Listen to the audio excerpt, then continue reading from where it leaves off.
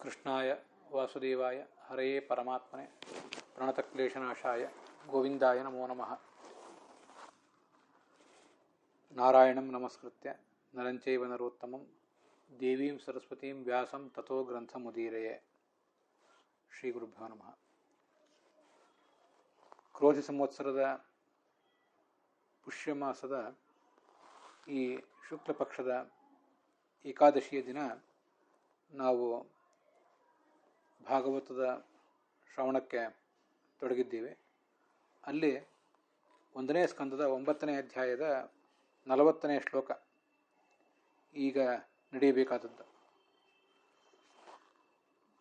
ತುಷ್ಟಾವ ಜಲ್ಪಂ ವಿಸೃಜನ್ ಜನಾರ್ದನಂ ಅಂತ ಹಿಂದೆ 38ನೇ ಶ್ಲೋಕದಲ್ಲಿ ಭೀಷ್ಮರು ಭಗವಂತನನ್ನು ಸ್ತುತಿಸಲಿಕ್ಕೆ ತೊಡಗಿದರು ಅಂತ ಉಲ್ಲೇಖ ಬಂದಿತ್ತು. ಇತಿ ಮತಿ ರೂಪಕಲ್ಪಿತ ವಿತೃಷ್ಣ ಅಂತ ಈ ಮಾತಿನಲ್ಲಿ ಅವರು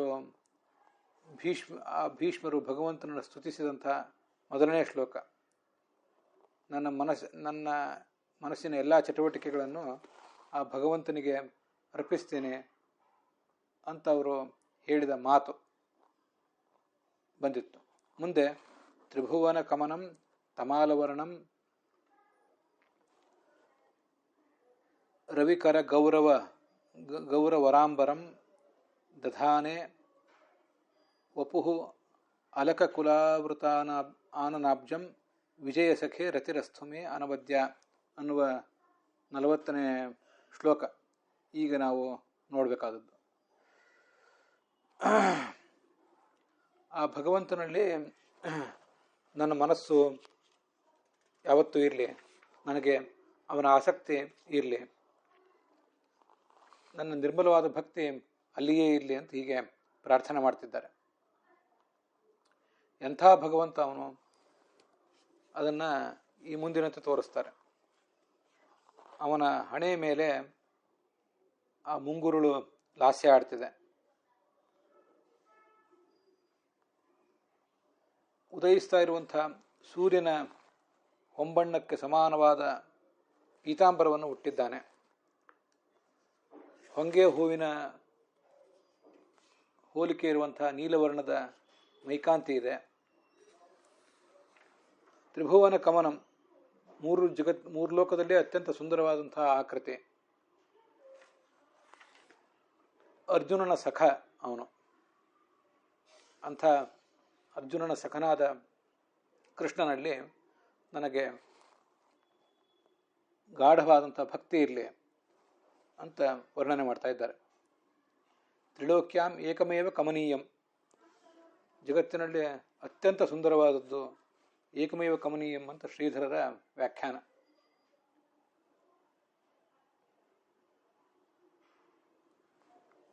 ಪ್ರಾತಃ ಕಾಲದ ಸೂರ್ಯನ ಒಂದು ಹೋಲಿಕೆ ಇರುವಂಥ, ಸೂರ್ಯನ ಕಿರಣದ ಬಣ್ಣದ ಹೋಲಿಕೆ ಇರುವಂಥ ಪೀತಾಂಬರ ಹುಟ್ಟಿದ್ದಾನೆ.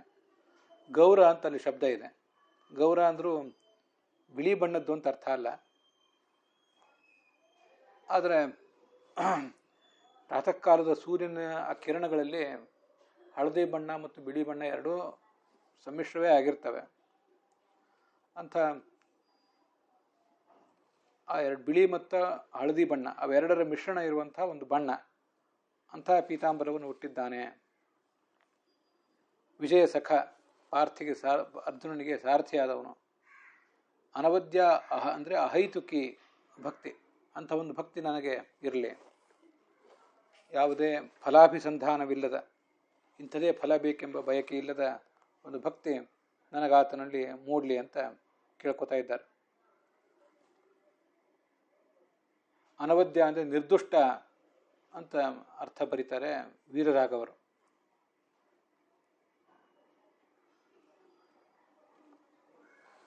ಇದು ವೀರರಾಘವರ ಮತ್ತು ಶ್ರೀಧರದ ವ್ಯಾಖ್ಯಾನಕ್ಕನುಸಾರಿಯಾದಂಥ ಒಂದು ಅರ್ಥ. ಯಾದವಾರ್ಯರು ಮತ್ತು ವಿಜಯಧ್ವಜರು ಅದಕ್ಕೇನು ಅರ್ಥ ಬರೀತಾರೆ ಅಂತ ಅನ್ನೋದನ್ನು ನೋಡೋಣ. ರಾಗಾದಿ ಅವಧ್ಯರಹಿತ, ರಾಗ ದ್ವೇಷ ಮೊದಲಾದ ಯಾವುದೇ ಕಲುಷವಿಲ್ಲದ, ಮಾಲಿನ್ಯವಿಲ್ಲದ ಭಕ್ತಿ ನನಗೆ ಇರಲಿ. ಆ ಭಗವಂತನಲ್ಲಿ ಭಕ್ತಿ ಇರಲಿ. ತ್ರಿಭುವನಾನಾಂ ಇಚ್ಛಾ, ಈ ಮೂರು ಜಗತ್ತಿಗೂ ಕೂಡ ಆ ಭಗವಂತನಲ್ಲೇ ಇಚ್ಛೆ ಇದೆ. ಮೂರು ಜಗತ್ತಿಗೆ ಅಂದರೆ ಮೂರು ಜಗತ್ತಿನಲ್ಲಿರುವ ಎಲ್ಲ ನಿವಾಸಿಗಳಿಗೂ ಕೂಡ ಭಗವಂತನನ್ನು ನೋಡಬೇಕು, ಆತನನ್ನು ತಲುಪಬೇಕು. ಆತ್ಮಾವರೇ ದ್ರಷ್ಟವ್ಯ ಅಂತ ಜಗತ್ತಿನ ಎಲ್ಲ ಭಕ್ತರಿಗೂ ಕೂಡ ಆತನ ಬಗ್ಗೆ ಒಂದು ಅಪೇಕ್ಷೆ ಇದೆ. ಅಂಥ ಭಗವಂತನಲ್ಲಿ ಅಂತ ಅದರ ಅರ್ಥ.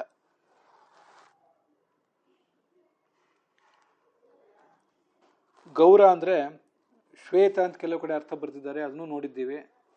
ಗೌರ ಅಂದರೆ ಅರುಣ, ಸ್ವಲ್ಪ ಕೆಂಬಣ್ಣದ್ದು ಅಂತ ಅರ್ಥ ವಿಜಯಧ್ವಜರ ವ್ಯಾಖ್ಯಾನದಲ್ಲಿ ಕಾಣಿಸ್ತದೆ. ಗೌರಹ ಅರುಣೇ ಸಿತೆ ಪೀತೆ ಸ್ವಚ್ಛೇ ಚ ಪರಿಕೀರ್ತಿತೆ ಅಂತ ಕೋಶವೊಂದನ್ನು ಕೂಡ ಉದ್ಧರಿಸ್ತಾರೆ ವಿಜಯಧ್ವಜರು. ಗೌರ ಅಂದರೆ ಕೆಂಬಣ್ಣವೂ ಹೌದು, ತಿಳಿ ಕೆಂಬಣ್ಣ, ಹಾಗೆ ಬಿಳಿ ಬಣ್ಣವೂ ಹೌದು, ಹಳದಿ ಬಣ್ಣವೂ ಹೌದು, ಸ್ವಚ್ಛ ಅಂತನೂ ಅರ್ಥ. ಹೀಗೆ ಸಂದರ್ಭಕ್ಕನುಸಾರವಾಗಿ ಎಲ್ಲ ಅರ್ಥವನ್ನು ನಾವು ತಿಳ್ಕೊಳ್ಬಹುದು. ಮುಂಗುರುಳು ಅವನ ಮುಖದ ಮೇಲೆ ಲಾಸ್ಯ ಆಡ್ತಿದೆ. ಅಲಕ ಕುಲೈಹಿ ಅಂದರೆ ಕುಂತಲ ಕುಲೈಹಿ. ಇಂಥ ಆ ಭಗವಂತನಲ್ಲಿ ನಮಗೆ ಮನಸ್ಸಿರಲಿ.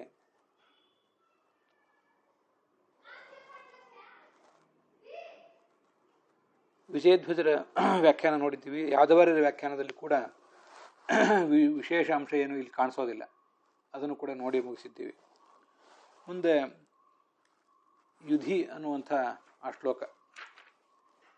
ಯುಧಿ ತುರಗ ರಜೋ ವಿಧೂಮ್ರ ವಿದ್ಯದ್ ಕಚ ಲುಲಿತ ಶ್ರಮವಾರ್ಯಲಂಕೃತಾಸ್ಯೆ ಮಮ ನಿಶಿತ ಶರೈಹಿ ವಿಭಿದ್ಯಮಾನ ತ್ವಚಿ ವಿಲಸತ್ ಕವಚೆ ಅಸ್ತು ಕೃಷ್ಣ ಆತ್ಮ.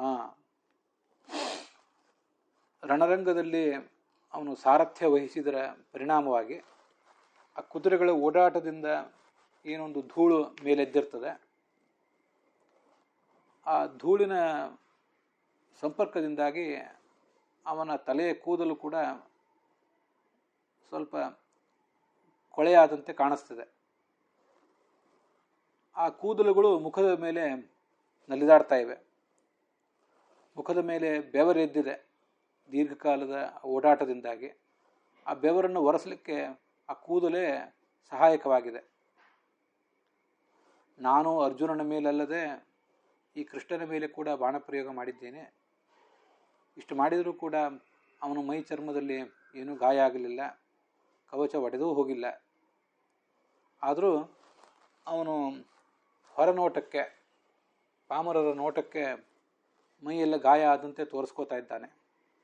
ಅಂಥ ಮಾಯಾವಿಯಾದ ಕೃಷ್ಣನಲ್ಲಿ ನನ್ನ ಆತ್ಮ ಅಂದರೆ ಮನಸ್ಸು ನೆಲೆಸಲಿ ಅಂತ ಕೇಳ್ಕೊತಾ ಇದ್ದಾರೆ. ಆತ್ಮ ಅಂದರೆ ಮನಸ್ಸು ದೃಢವಾಗಿರಲಿ. ಈ ಧೂಮ್ರ ಅಂದರೆ ವಿಧೂಸರೈಹಿ, ಧೂಳಿನಿಂದಾಗಿ ಅವನ ಕೂದಲು ಕೂಡ ಸ್ವಲ್ಪ ಧೂಳಿನ ಬಣ್ಣಕ್ಕೆ ತಿರುಗಿದೆ.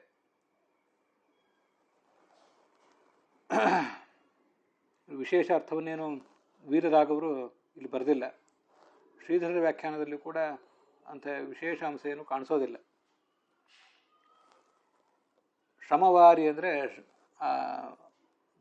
ಬೆವರಿನ ನೀರು. ಅದನ್ನು ಒರೆಸಲಿಕ್ಕೆ ಕೃಷ್ಣ ತನ್ನ ಕೈಯನ್ನೇನು ಉಪಯೋಗ ಮಾಡ್ತಾ ಇಲ್ಲ. ಆ ಕೂದಲುಗಳೇ ಅವನ ಹಣೆಯ ಮೇಲಿನ ಬೆವರನ್ನು ಒರೆಸ್ತಾ ಇವೆ.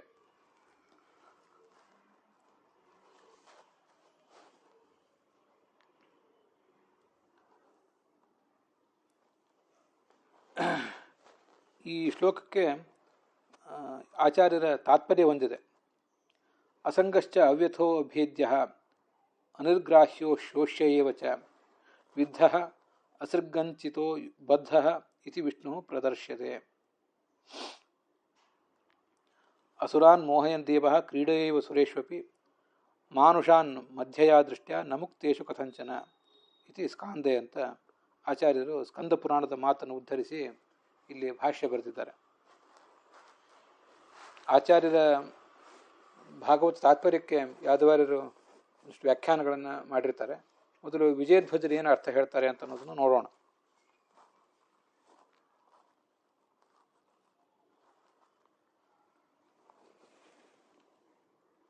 ವಿಲಸತ್ ಕವಚೆ ಅಂತ ಶಬ್ದ ಇದೆ. ಶೋಭಮಾನವಾದ ಕವಚ, ಪ್ರಕಾಶಿಸ್ತಾ ಇರುವಂಥ ಕವಚ. ತ್ವಚಿ ವಿಲಸತ್ ಕವಚೆ, ಅವನ ಕವಚದಿಂದ ಅವನಿಗೆ ಶೋಭೆ ಬಂದಿದೆ. ಅವನು ಧರಿಸಿರುವ ಕವಚದಿಂದ ಅವನಿಗೆ ಶೋಭೆ ಬಂದಿದೆ ಅಂತಲ್ಲ, ಅವನು ಧರಿಸಿದ್ರಿಂದ ಕವಚಕ್ಕೆ ಒಂದು ಪ್ರಕಾಶ ಬಂದಿದೆ ಅಂಥ ಕವಚವುಳ್ಳವನು.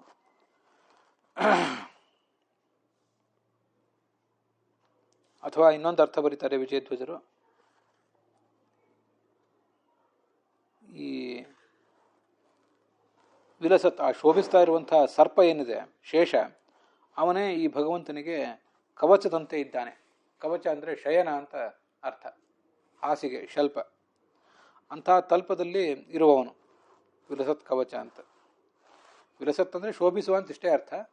ಶೋಭಿಸುವ ಅನ್ನುವುದೊಂದು ವಿಶೇಷಣ. ಅದು ಯಾರಿಗೆ ವಿಶೇಷಣ ಅಂದರೆ ಆದಿಶೇಷನಿಗೆ ವಿಶೇಷಣ. ವಸ್ತುತಃ ಆ ಭಗವಂತನ ಶರೀರವನ್ನು ಯಾರಿಗೂ ಛೇದನ ಮಾಡಲಿಕ್ಕಾಗೋದಿಲ್ಲ, ಭೇದನ ಮಾಡಲಿಕ್ಕಾಗೋದಿಲ್ಲ. ಆದರೂ ಕೂಡ ಅಸುರರ ಮೋಹನಕ್ಕಾಗಿ ನನ್ನ ಬಾಣಗಳಿಂದ ಅದೆಲ್ಲ ಅವನ ಚರ್ಮವೂ ಕೂಡ ಒಡೆದು ಹೋಗುವಂತೆ ಆತ ತೋರಿಸ್ಕೋತಾ ಇದ್ದಾನೆ.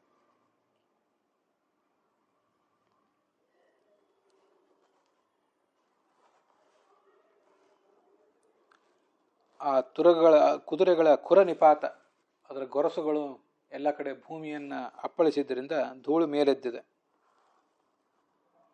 ಅಂಥ ಸುಂದರವಾದಂಥ ಮುಖ ಒಂದು ಅಂತ ವಿಜಯಧ್ವಜರ ವರ್ಣನೆ. ಇದಾನೀಂ ಸ್ವಕೃತ ಅಪರಾಧ ಸಹಿಷ್ಣುತ್ವ ರೂಪಂ ಗುಣಂ ಸ್ಮರನ್ ತಸ್ಮಿನ್ ಮನೋದಾರ್ಢ್ಯಂ ಪ್ರಾರ್ಥಯತೆ. ಭೀಷ್ಮರು ಕೃಷ್ಣನಿಗೂ ಕೂಡ ಅಪಚಾರ ಬಗೆದಿದ್ದಾರೆ. ಅವನ ಮೇಲೂ ಕೂಡ ಬಾಣಪ್ರಯೋಗ ಮಾಡಿದ್ದಾರೆ. ಅಂಥ ಒಂದು ಅಪರಾಧವನ್ನು ಕೂಡ ಕೃಷ್ಣ ಸಹಿಸಿದ್ದಾನೆ. ಅಂಥ ಕೃಷ್ಣನಲ್ಲಿ ನನ್ನ ಮನಸ್ಸು ದೃಢವಾಗಿ ನೆಲೆ ನಿಲ್ಲಲಿ ಅಂತ ಪ್ರಾರ್ಥನೆ ಮಾಡ್ತಾ ಇದ್ದಾರೆ.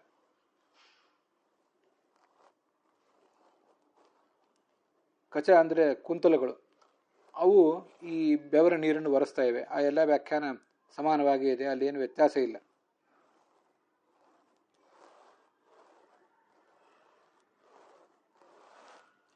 ಚಿದಾನಂದ ದೇಹ ಭಗವಂತಂದು. ಆ ಚಿದಾನಂದ ಜ್ಞಾನಾನಂದಾತ್ಮಕವಾದ ದೇಹಕ್ಕೆ ಭೇದ ಹೇಗೆ ಬಂತು, ರಕ್ತ ಹೇಗೆ ಬಂತು ಅನ್ನೋದನ್ನು ಉಳಿದ ಜನರೆಲ್ಲರೂ ಕೂಡ ಅದನ್ನು ಭ್ರಾಂತರಾಗಿ ತಪ್ಪರ್ಥ ಮಾಡಿಕೊಳ್ಳುವಂಥ ಸಾಧ್ಯತೆ ಇದೆ. ಯಾರಿಗೆ ಭ್ರಾಂತಿ?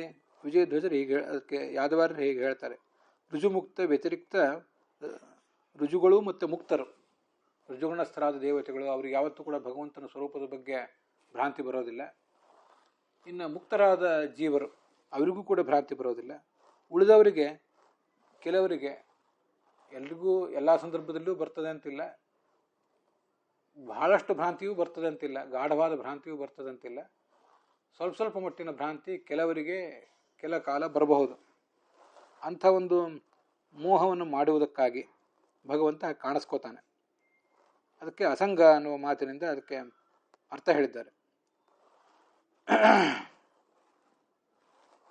ಅವನ ಅಸಂಗ ಯಾಕೆಂದರೆ ಸರ್ವತ್ರ ಇದ್ದಾನೆ, ಎಲ್ಲ ಕಡೆ ಇದ್ದರೂ ಕೂಡ ಆ ಎಲ್ಲ ಕಡೆ ಮಲಿನವಾದ ವಸ್ತುಗಳು, ಕಲುಷಿತವಾದ ವಸ್ತುಗಳಲ್ಲಿಯೂ ಇದ್ದದ್ದರಿಂದ ಏನೊಂದು ಲೇಪ ಆತನಿಗೆ ಆಗುವ ಸಾಧ್ಯತೆ ಇತ್ತು, ನಮಗೆ ಆಗ್ತದದು.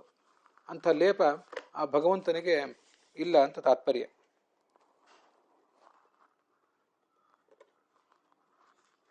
ಹೀಗೆ ಅವನು ಈ ಎಲ್ಲ ಜೀವರನ್ನು ಕೂಡ ಮೋಹನಕ್ಕೆ ಒಳಪಡಿಸಿದ್ರಿಂದ ಅವನಿಗೇನು ಲಾಭ ಅಂತ ಒಂದು ಪ್ರಶ್ನೆ ಬರ್ತದೆ. ಆ ಪ್ರಶ್ನಕ್ಕೆ ಅಲ್ಲಿ ಉತ್ತರ ಕೊಡ್ತಾರೆ. ಅವನಿಗೇನು ಲಾಭ ಏನೂ ಇಲ್ಲ, ಕ್ರೀಡೆಯ ಇದನ್ನೆಲ್ಲ ಮಾಡ್ತಾ ಇದ್ದಾನಷ್ಟೆ. ಅವನು ಅವ್ಯಯ, ನಾಶವಿಲ್ಲದವನು, ಅಭೇದ್ಯ, ಅವನನ್ನು ಭೇದಿಸಲಿಕ್ಕಾಗೋದಿಲ್ಲ, ಅನಿರ್ಗ್ರಾಹ್ಯ, ಯಾರೂ ಕೂಡ ಅವನನ್ನು ಮಣಿಸಲಾಗೋದಿಲ್ಲ, ಅಶೋಷ್ಯ, ಅವನನ್ನು ಒಣಗಿಸ್ಲಿಕ್ಕೂ ಆಗೋದಿಲ್ಲ. ಆದರೆ ವಿದ್ಧ, ಬಾಣದ ಏಟಿಗೆ ತತ್ತರಿಸಿದವನಂತೆ ಕಾಣಿಸ್ಕೋತಾನೆ, ಬಾಣದ ಏಟಿಗೆ ತುತ್ತಾದವನಂತೆ ಕಾಣಿಸ್ಕೋತಾನೆ. ಅಸೃಗಂಚಿತ, ರಕ್ತದಿಂದ ತೊಯ್ದು ಹೋದಂತೆ, ಉಳಿದ ಯೋಧರೆಲ್ಲ ಹೇಗೆ ರಕ್ತದಿಂದ ತೊಯ್ದು ಹೋಗಿದ್ದಾರೋ ಹಾಗೆ ಆದಂತೆ ಅವನು ಕಾಣಿಸ್ಕೋತಾನೆ.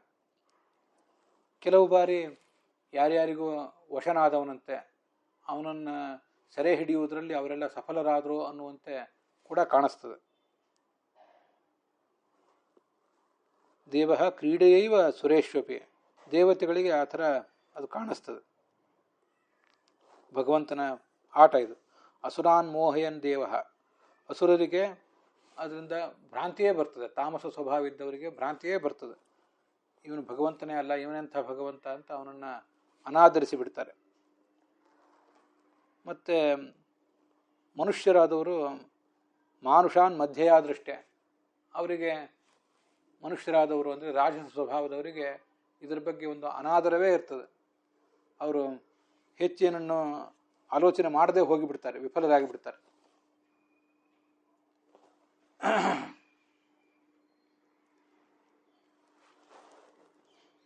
ಕ್ರೀಡೆಯೇವ ಸುರೇಶ್ವಪಿ, ದೇವತೆಗಳಿಗೆ ಭಗವಂತ ಆಡುವ ಈ ಆಟವನ್ನು ನೋಡಿ ಮನಸ್ಸಿಗೆ ಬಹಳ ಆನಂದ ಆಗ್ತದೆ ಅಂತ ಹೀಗೆ ಇರೋದು.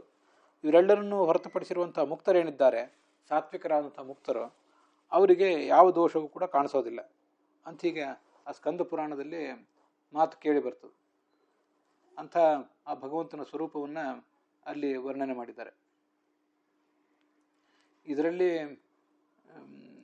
ಭಾಗವತ ತಾತ್ಪರ್ಯಕ್ಕೆ ಸಂಬಂಧಪಟ್ಟಂತೆ ಬೇರೆ ವ್ಯಾಖ್ಯಾನಗಳಲ್ಲೂ ಹೆಚ್ಚಿನ ವಿಶೇಷ ಏನು ಕಾಣಿಸೋದಿಲ್ಲ.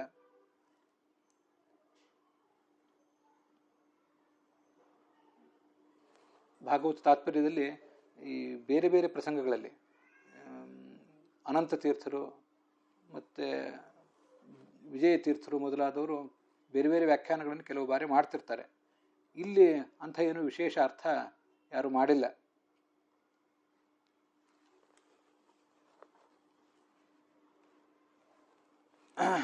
ಅಂಥ ಆ ವಿಲಕ್ಷಣವಾದ ಸ್ವರೂಪ ಇದ್ದವನು ಈ ಭಗವಂತ. ಅಂಥವನಲ್ಲಿ ನನ್ನ ಮನಸ್ಸು ನಿಲ್ಲಲಿ ಅಂತ ಅದರ ಪ್ರಾರ್ಥನೆ. ಮುಂದೆ ಸಪದಿ ಸಖಿವಚೋ ನಿಶಮ್ಯ ಮಧ್ಯೆ ನಿಜ ಪರಯೋ ಬಲಯೋ ರಥಂ ಪ್ರವೇಶ್ಯ ಸ್ಥಿತವತಿ ಪರಸೈನಿಕಾಯು ಅಕ್ಷಣ ಹೃತವತಿ ಪಾರ್ಥಸಖೆ ರತಿರ್ಮಮಾಸ್ತು. ಅರ್ಜುನ ಸೇನೆಯೋರುಭಯೋರ್ಮಧ್ಯೆ ರಥಂ ಸ್ಥಾಪಯಮೇಚ್ಯುತ ಅಂತ ಕೇಳಿದ, ನನ್ನ ರಥವನ್ನು ನಿಲ್ಲಿಸು ಅಂತ. ಅವನು ಹಾಗೆ ನಿಲ್ಲಿಸು, ಎಲ್ಲ ಸೈನಿಕರನ್ನು ನಾನು ನೋಡ್ತೇನೆ ಅಂತ ಅವನು ಕೇಳಿದ್ನಲ್ಲ. ಕೇಳಿದ ಕೂಡಲೇ ಈ ಭಗವಂತ ಸೇನೆಯೋರುಭಯೋರ್ ಮಧ್ಯೆ ಸ್ಥಾಪಯಿತ್ವ ರಥೋತ್ತಮಂ, ಎರಡೂ ಸೈನ್ಯಗಳ ನಡುವೆ ಆ ರಥವನ್ನು ನಿಲ್ಲಿಸಿದ. ಮತ್ತೆ ಅರ್ಜುನನಿಗೆ ಹೇಳಿದ, ಇವರೆಲ್ಲರನ್ನು ಕೂಡ ನೋಡಲ್ಲಿ ಅಂತ ಅವನಿಗೆ ಆ ಸೈನ್ಯವನ್ನು ತೋರಿಸಿದ. ತೋರಿಸಿ ನೋಡ್ತೇನೆ ಅಂತ ಹೇಳಿದವನು ಅರ್ಜುನ. ಯಾವದೇತಾನ್ ನಿರೀಕ್ಷೇಹಂ ಯೋದ್ಧ ಕಾಮಾನವಸ್ಥಿತಾನ್ ಕೈರ್ಮಯಾ ಸಹ ಯೋದ್ಧವ್ಯಂ ಅಸ್ಮಿನ್ ರಣ ಸಮುದ್ಯಮೆ. ಯಾರು ನನ್ನ ಜೊತೆ ಹೋರಾಟ ಮಾಡುವರಿದ್ದಾರೆ, ನಾನು ಯಾರ ಜೊತೆ ಹೋರಾಟ ಮಾಡಬೇಕಾಗಿದೆ, ಅದನ್ನೆಲ್ಲ ನಾನೀಗ ಒಂದು ಬಾರಿ ಪರೀಕ್ಷಿಸಬೇಕು. ಸೈನ್ಯವನ್ನು ಎರಡೂ ಸೈನ್ಯಗಳ ನಡುವೆ ಏನು ಎರಡು ಸೈನ್ಯಗಳನ್ನು ನಿಲ್ಲಿಸಿದ್ದಾರೆ, ಅದ್ರ ನಡುವೆ ನನ್ನ ರಥ ನಿಲ್ಲಿಸು, ನಾನು ನೋಡ್ತೇನೆ ಅಂತ ಅಂದವನು ಅವನು. ಆದರೆ ಅರ್ಜುನನಿಗಿಂತ ಹೆಚ್ಚು ತೀಕ್ಷ್ಣವಾಗಿ ನೋಡಿದವನು ಈ ಭಗವಂತ. ತನ್ನ ಕಣ್ಣಿನ ನೋಟದಿಂದಲೇ ಆ ಶತ್ರು ಸೈನ್ಯದ ಆಯುಷ್ಯವನ್ನೆಲ್ಲ ಹೀರಿಬಿಟ್ಟ. ಶತ್ರು ಸೈನ್ಯದ ಆಯುಷ್ಯವನ್ನು ಹೀರಿದ. ನಾವು ಹೀಗೆ ತಿಳ್ಕೊಳ್ಬೇಕು, ತನ್ನದೇ ಆದ ಪಾಂಡವ ಸೈನ್ಯದ ಆಯುಷ್ಯವನ್ನು ಕೂಡ ಆತ ಹೀರಿದ ಅಂತ ತಿಳ್ಕೊಳ್ಬೇಕು.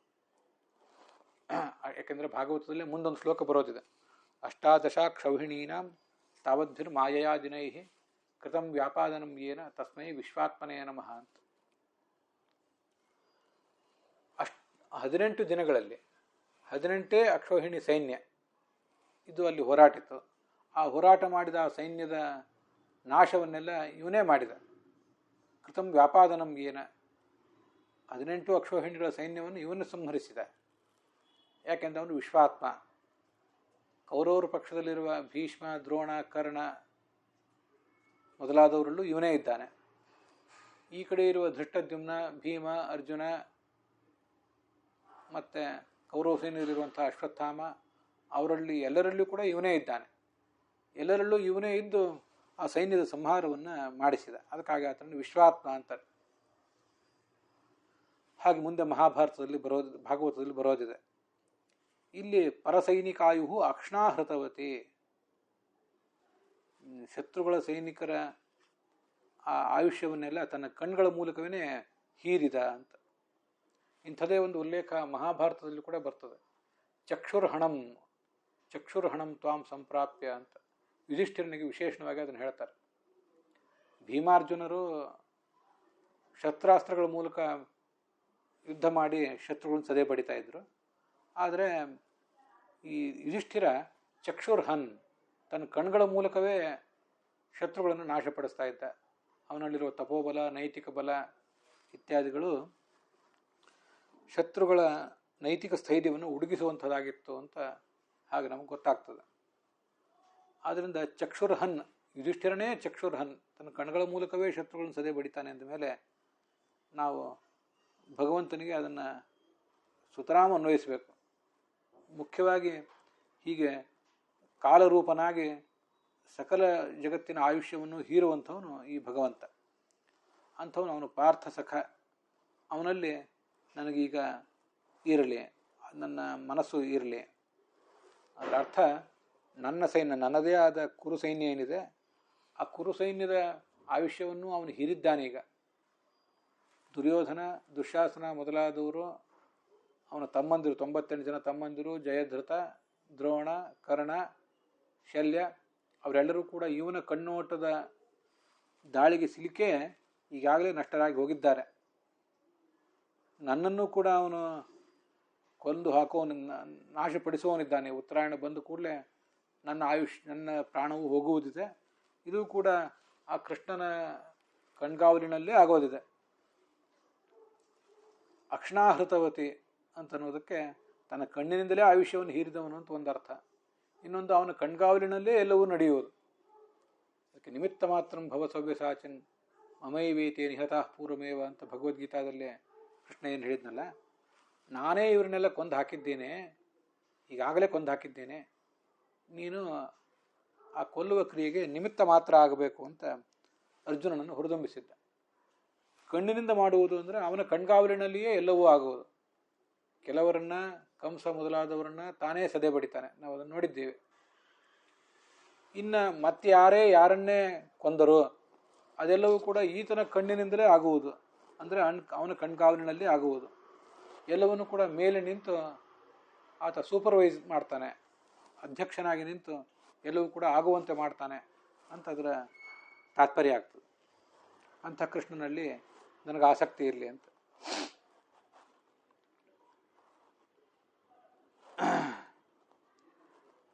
ಪರಸ್ಯ ದುರ್ಯೋಧನಸ್ಯ ಸೈನಿಕಾನಾಂ ಆಯು ಅಕ್ಷ್ಣಾ ಕಾಲರೂಪೇಣ ಹೃತವತಿ. ಅದನ್ನೇ ಅಕ್ಷ್ಣಾ ಕಾಲರೂಪೇಣ ಅಂತ ಶ್ರೀಧರರು ವ್ಯಾಖ್ಯಾನ ಮಾಡಿದ್ದಾರೆ. ತನ್ನ ಕಾಲರೂಪವಾದ ಕಣ್ಣಿನಿಂದ ಅವನು ನಾಶ ಮಾಡಿದ್ದಾನೆ, ಹೀರಿಬಿಟ್ಟಿದ್ದಾನೆ ಈಗಾಗಲೇ ಆಯುಷ್ಯವನ್ನು. ತೋರಿಸಿದ್ನಲ್ಲ, ಅವರೆಲ್ಲರೂ ಇದ್ದಾರೆ, ಇವರಿದ್ದಾರೆ, ಇಂತಿಂಥವ್ರಿದ್ದಾರೆ, ಇವರು ನೋಡು ಅಂತ. ಅವರನ್ನೆಲ್ಲ ಅರ್ಜುನನಿಗೆ ತೋರಿಸುವಾಗ ನಾನೂ ಕೂಡ ನೋಡಿದ್ದಾನೆ, ತಾನೂ ಕೂಡ ನೋಡಿ ಅವರ ಆಯುಷ್ಯವನ್ನೆಲ್ಲ ಹೀರಿದ್ದಾನೆ ಅಂತ ಅದರ ತಾತ್ಪರ್ಯ.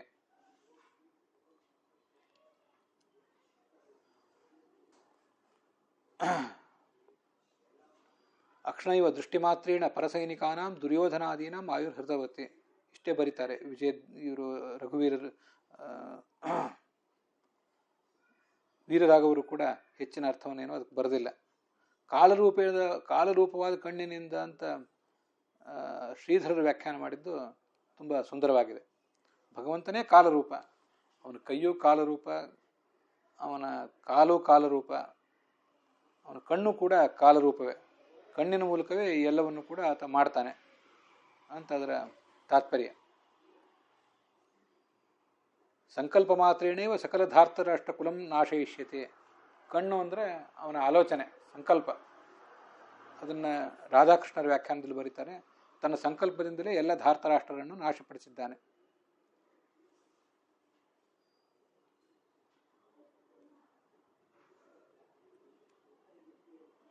ತಥಾಪಿ ವಿಶ್ರಾಂತಃ ಕವಿರ್ಯಥಾ ಅವಿಶ್ರಾಂತ ಪಾತ್ರೋಚಿತಂ ನಾಟಕಂ ಕರೋತಿ. ಕವಿಯೊಬ್ಬ ತಾನು ಒಂದು ಕಡೆ ಇದಕ್ಕೂ ಕೂತ್ಕೊಂಡು ಒಂದು ನಾಟಕವನ್ನು ಬರೆದು ಆ ನಾಟಕವನ್ನು ಯಾರ್ಯಾರ್ದೋ ಮೂಲಕ ಮಾಡಿಸ್ತಿರ್ತಾನೆ. ನಾಟಕದಲ್ಲಿ ಏನೇನು ಆಗಬೇಕು ಅಂತಿದೆಯೋ, ಯಾರ್ಯಾವ ಪಾತ್ರಗಳ ಮೂಲಕ ಏನೇನು ಆಗಬೇಕು ಅಂತಿದೆಯೋ ಅದನ್ನೆಲ್ಲ ಕವಿ ತಾನೇ ಆಲೋಚನೆ ಮಾಡಿರ್ತಾನೆ. ತುಂಬ ಸುಂದರವಾದದ್ದು. ಅದನ್ನೇ ಹಿಂದೆ ಮಹಾಭಾರತದಲ್ಲಿ ಕೂಡ ಅನೇಕ ಬಾರಿ ನಾವು ನೋಡಿದ್ದೇವೆ. ಒಂದು ಕಡೆ ಭಗವಂತನನ್ನು ಕವಿ ಅನ್ಬಹುದು, ಭಗವಂತನನ್ನ ಸೂತ್ರದ ಗೊಂಬೆ ಆಟವನ್ನು ಆಡಿಸುವ ಕಲಾವಿದ ಅಂತ ಅನ್ಬಹುದು. ಯಥಾ ದಾರುಮಯೀಂ ಯೋಷಾಂ ನರಸ್ಥಿರ ಸಮಾಹಿತ ಇಂಗಯತ್ಯಂಗಮಂಗಾನಿ ತಥಾ ರಾಜನ್ಯಮಾ ಪ್ರಜಾ ಅಂತ ಬಂದಂತೆ ಕಲಾವಿದ ಅನ್ಬಹುದು, ಏನನ್ನೂ ಅನ್ಬಹುದು. ಕವಿರ್ ಮನೀಷಿ ಪರಿಭೂ ಸ್ವಯಂಭೂ ಅಂತ ಹೇಳುವಂತೆ ಜಗತ್ತೆಲ್ಲ ಆತ ರಚನೆ ಮಾಡಿದಂಥ ಒಂದು ಕಾವ್ಯ. ಈಗಾಗಲೇ ಯಾವ ಪಾತ್ರ ಹೇಗೆ ಎಲ್ಲಿ ಹುಟ್ಟಬೇಕು, ಎಲ್ಲಿ ಬೆಳೆಯಬೇಕು, ಎಲ್ಲಿ ನಾಶ ಹೊಂದಬೇಕು ಅಂತನ್ನುವುದನ್ನೆಲ್ಲ ಅವನು ತನ್ನ ಮನಸ್ಸಿನಲ್ಲಿ ಸಂಕಲ್ಪಿಸಿ ಆಗಿದೆ. ಅವನು ವಿಶ್ರಾಂತ ಒಂದು ಕಡೆ ಕೂತಿರ್ತಾನೆ, ಪಾತ್ರಗಳು ಅವಿಶ್ರಾಂತ ಏನೇನೋ ಕೆಲಸ ಮಾಡ್ತಿರ್ತವೆ, ಅವಕ್ಕೆ ವಿಶ್ರಾಂತಿ ಅನ್ನೋದಿಲ್ಲ. ಅದಕ್ಕೆ ಸಂಬಂಧಪಟ್ಟಂಥ ಒಂದು ನಾಟಕವನ್ನು ಇವನು ಮಾಡ್ತಿರ್ತಾನೆ. ಹಾಗೂ ಕೂಡ ಕರ್ತವ್ಯ ವಿರಹಿತ ಈ ಭಗವಂತ, ಅವನು ಯಾವ ಕರ್ತವ್ಯವನ್ನು ಮಾಡ್ತಾ ಇಲ್ಲ. ಆದರೂ ಲೀಲೆಗಾಗಿ ಎಲ್ಲ ಕರ್ಮಗಳನ್ನು ಕೂಡ ಮಾಡುವಂತೆ ತೋರಿಸ್ಕೋತಾ ಇದ್ದಾನೆ. ಹೀಗೆ ಕವಿ ಅಂತ ಭಗವಂತನನ್ನು ಕರೆದಿರುವುದು ಶ್ರೀಧರ ರಾಧಾಕೃಷ್ಣರ ವ್ಯಾಖ್ಯಾನದಲ್ಲಿ ಅದು ಕೂಡ ತುಂಬ ಸುಂದರವಾಗಿದೆ. ಸ್ವಯಂ ಮೂಲ ರೂಪದ ನಾರಾಯಣನೇ ಕವಿ, ಇಲ್ಲಿ ವ್ಯಾಸರೂಪದಿಂದ ಅವನೂ ಕೂಡ ಮಹಾಭಾರತದ ಕವಿಯಾಗೇ ಇದ್ದಾನೆ ಅಂತ ಅದರ ತಾತ್ಪರ್ಯ ಆಗ್ತದೆ.